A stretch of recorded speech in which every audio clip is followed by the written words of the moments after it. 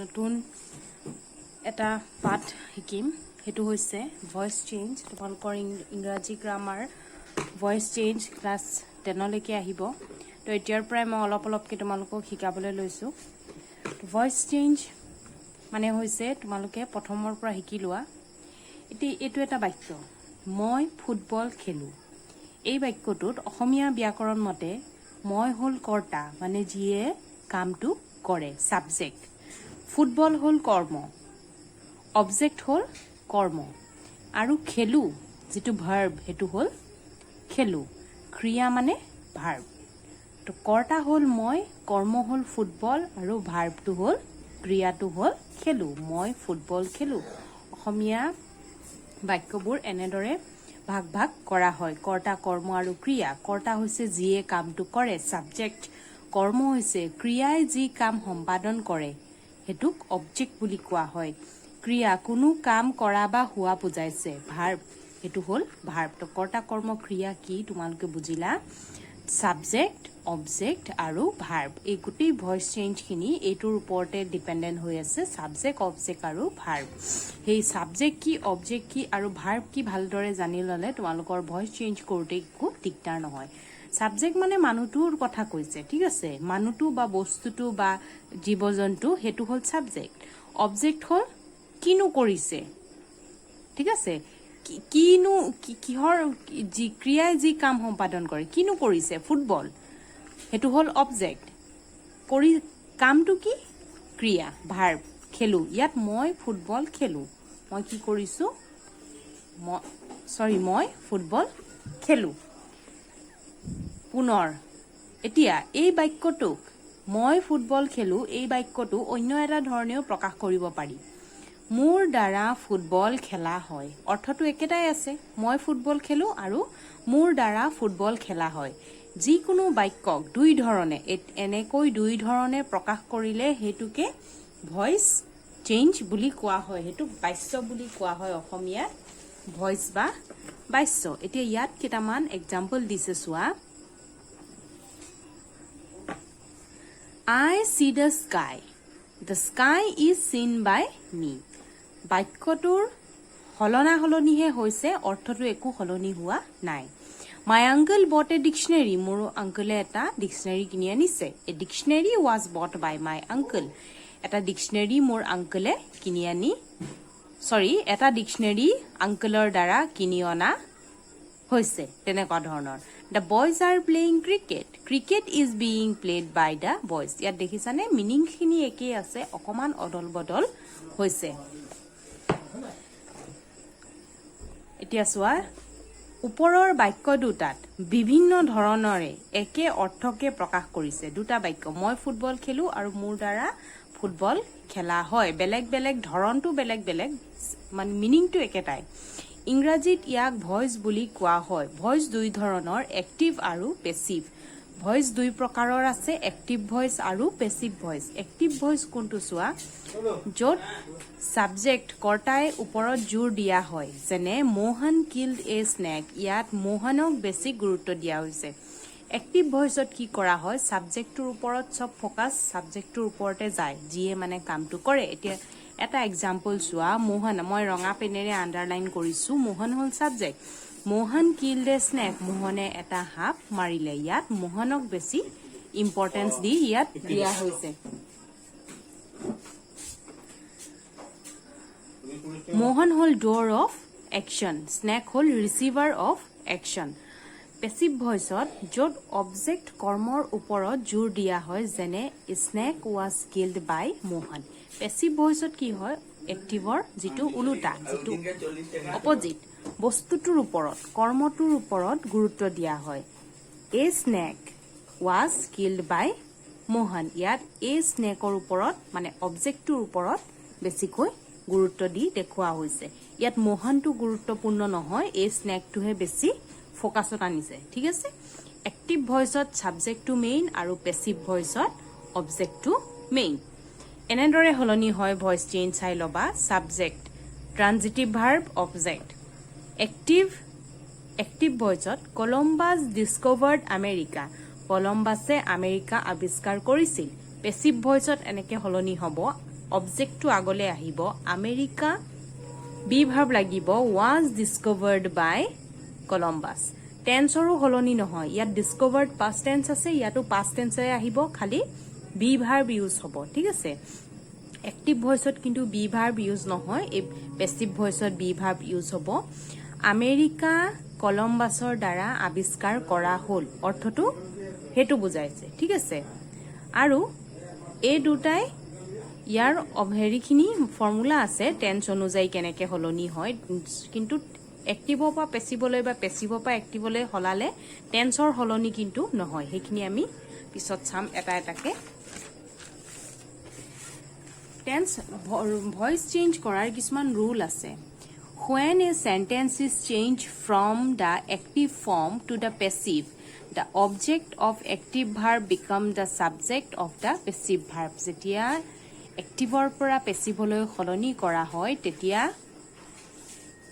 অবজেক্টটো কি হৈ যায় সাবজেক্ট হিচাপে বহে মানে অবজেক্টটো মেইন হিচাপে বহে The subject of the verb in the active voice becomes the object in the passive voice, generally preceded by the preposition by, but no known to, surprise at, shock at, satisfy with, please with.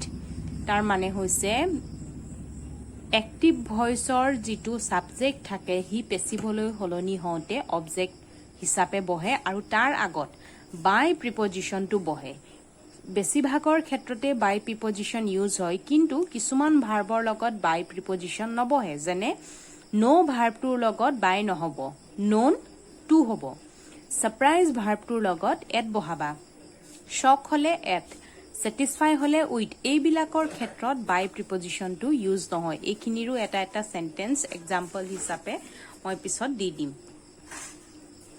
The main verb is changed into the past participle form in passive.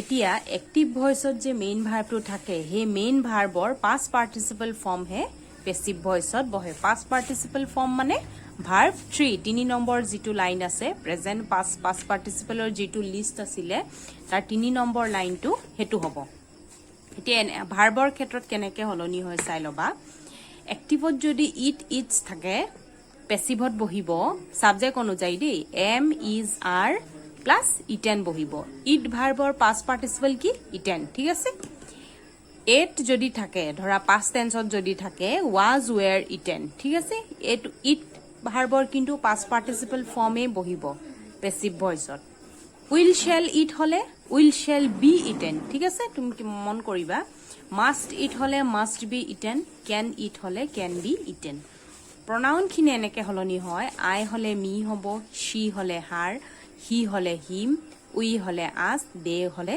Them এতিয়া tense অনুযায়ী কেনেকে হলনি হয় চাই যাবা পৰিৱৰ্তনৰ নিয়ম tense অনুযায়ী দেই এইখিনি যিখিনি দিছো মই টেন্স অনুযায়ী দিছো এক্টিভত কেনেকে হয় আৰু পেসিভত কেনেকে হলনি হৈ যায় প্ৰেজেন্ট ইনডিফিনিট সিম্পল প্ৰেজেন্ট টেন্সত এক্টিভ ভয়েসত হি ৰিডছ এ বুক বুজি পাইছাই হি কিতাপ পঢ়ে পেসিভ ভয়েসত কেনেকে লিখিবা কিতাপ এখন তাৰ দ্বাৰা পঢ়া হ'ল a book is read by him ৰিডৰ পাষ্ট পাৰ্টিসিপল ফৰ্ম ৰিডে হয় গতিকে একে একে বহাইছো কিন্তু সদায় মনত ৰাখিবা ইয়াত ভাৰ্ব 3 টো হে ইউজ হ'ব ঠিক আছে প্ৰেজেন্ট কন্টিনিউয়াস হোৱা he is reading a book he কিতাপ এখন পঢ়ি আছে A book is being read by him. ইয়াত being শব্দটো লগ লাগিব প্ৰেজেন্ট কন্টিনিউয়াসত এখন কিতাপ তাৰ দ্বাৰা পঢ়া হৈ আছে হেতু মিনিং বুজাইছে প্ৰেজেন্ট পাৰফেক্টত সোৱা he has read a book he এখন কিতাপ পঢ়িলে A book has been read by him been শব্দটো ইয়াত লাগি আহিছে ইয়াত সদায় তুমি verb 3 ইউজ কৰিবা Present perfect continuous. He has been reading a book. He কিতাপ এখন পঢ়িয়ে আছে. A book has been read by him. এটো আৰু এটো. Present perfect আৰু present perfect continuousৰ ফৰ্মটো একে হ'ব. তাৰ দ্বাৰা কিতাপ এখন পঢ়া হৈ আছে. Past tenseলৈ যাও. Simple past বা past indefiniteত he read a book. Reader verb form জানা read read read হয়. একেটাই থাকে হলনি নহয়. A book was read by him. এখন কিতাপ তাৰ দ্বাৰা পঢ়া হৈছিল. Was read আহিলে. Was to be verb. মই কৈছিল নহয় ইয়াত be verb use হ'ব. Past continuousত he was reading a book. ইয়াতো being লাগিব. চোৱা a book was being read by him. ঠিক আছে? Past perfectত he had লাগিব. He had read a book. A book had been read by him.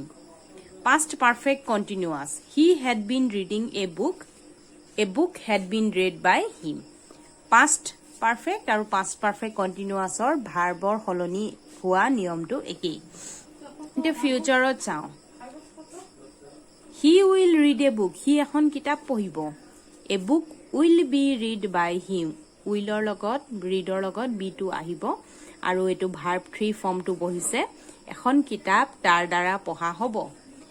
Future continuous. He will be reading a book. এইটোৰ আকৌ active ভইচৰ কোনো form নাই, ব্যৱহাৰ নহয়.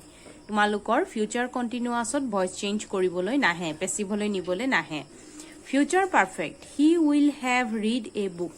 এইটোৰ ফৰ্ম আছে a book will have been read by him. তেনেকে বহিব. উইল হেভৰ লগত উইল হেভ আৰু ৰিডৰ মাজত বিন শব্দটো আহিব.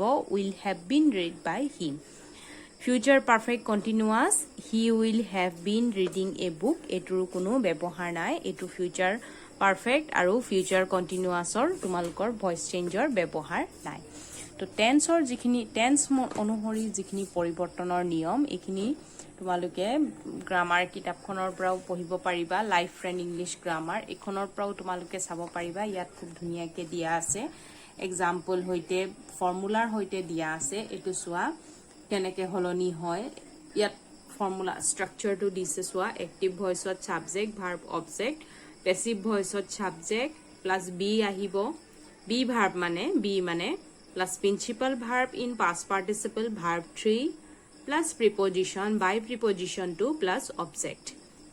ঠিক আছে? ফৰ্মুলাটো তোমালোকে গ্ৰামাৰ কিতাপৰ পৰা ইয়াৰ পৰাই চাব পাৰিবা. তাৰপিছত চিম্পল প্ৰেজেণ্ট টেন্সৰ ইয়াত ঢেৰ উদাহৰণ দিছে কেনেকৈ সলনি হয় চাই ল'বা. দ্য চাইল্ড প্লেজ ডল. এইটো কেনেকৈ সলনি হ'ব? ডলটো হ'ব অবজেক্ট. ডলটো আগলৈ আহিলে doll is played by the child. তোমালোকে চেণ্টেন্স চাই কিনো চেণ্টেন্স হয় সেইটো মতে তোমালোকে বি ভাৰ্ব ইউজ কৰিব লাগিব. ইয়াত দিছে প্লে শব্দৰ যিটো ভাৰ্ব 3 প্লেড আহিলে দেখিলানে বাই প্ৰিপজিশ্যন লগাইছে. The child to subject. এইটো পিছলৈ গুচি আহিব. ঠিক আছে? He does the work. সি কামটো কৰে. দ্য ৱৰ্কটো হ'ল অবজেক্ট. দ্য ৱৰ্কটো আগলৈ আহিলে ইজ আহিব. ডু শব্দৰ ভাৰ্ব 3 হ'ল ডান. Is done by him. By preposition আহিলে. ঠিক আছে? মই যে কৈছিলোঁ চবতে বাই নালাগে. এইটো চোৱা. আই ন' হিম. মই তাক জানো. হিমটো আগলৈ আহিলে. হিমটো অবজেক্ট হিচাপে বহিছে. হিমটো হি হ'ল. He is known to me not by. সেইটো বাই নহয়. আইটো মি হৈ যাব. এনেকৈ প্ৰনাউনবোৰো সলনি হ'ব. হিম হ'লে হি আহি যাব. আই থাকিলে মি আহি যাব. শি এইটো চোৱা. শি থাকিলে হাৰ আহি যাব. তোমালোকে এক্সাম্পলবোৰ যেতিয়া ষ্টাডি কৰিবা তেতিয়া ভালকৈ বুজি পাবা কোনটো কি হয়. কণ্টিনিউয়াছ টেন্সৰো তেনেকৈ ইয়াত ফৰ্মুলাটো দি দিছে. Subject plus be verb plus main verb plus I N G plus object. এইটো হ'ল এক্টিভ ভইচৰ যিটো ফৰ্মুলা. পেছিভ ভইচৰ ফৰ্মুলাটো ছাবজেক্ট আহিলে প্লাছ বি আহিলে being verb in past participle preposition plus object.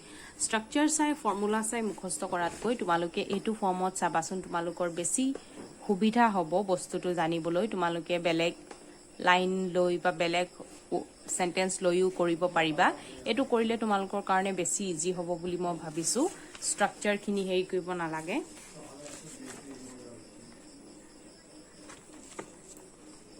এয়া পাৰফেক্ট টেন্স. ইয়াত ঢেৰ এক্সাম্পল আছে. Perfect tense perfect continuous.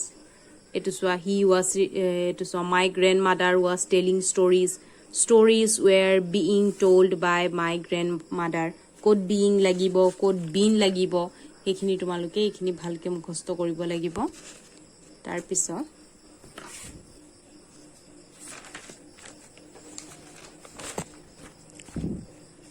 ইয়াত এক্সাম্পল কেইটামান দি দিছোঁ. মই ক্লাছৰুমত এই গোটেই নোটছখিনি দি দিম. তোমালোকে কিন্তু সকলো লিখি ল'বা আৰু কেনেকৈ কেনেকৈ সলনি হৈছে এইবোৰ বস্তুখিনি চাবা. ঠিক আছে? আজিলৈ ইয়াতে সামৰিলোঁ. ভাৰ্বৰ ভইচ চেঞ্জৰ যদি কিবা বুজি নাই পোৱা তেতিয়াহ'লে আৰু মোক সুধিব পাৰিবা আৰু লাইভ ফ্ৰেণ্ড ইংলিছ গ্ৰামাৰ এইখনত অসমীয়াটো ধুনীয়াকৈ লিখা আছে এইখনো তোমালোকে ষ্টাডি কৰিব পাৰিবা ভইচ চেঞ্জৰ আৰু আছে আৰু বেলেগ বাক্যৰো ভইচ চেঞ্জ কৰিবলগীয়া আছে ইয়াত মই সাধাৰণ যিটো সিম্পল যিটো হেতু শিকালো তো টেন্স অনুযায়ী তোমালোকে এইখিনি শিকিবা আৰু নেক্সট পাৰ্টটো মই পিছত দিম আজিলে হ'ব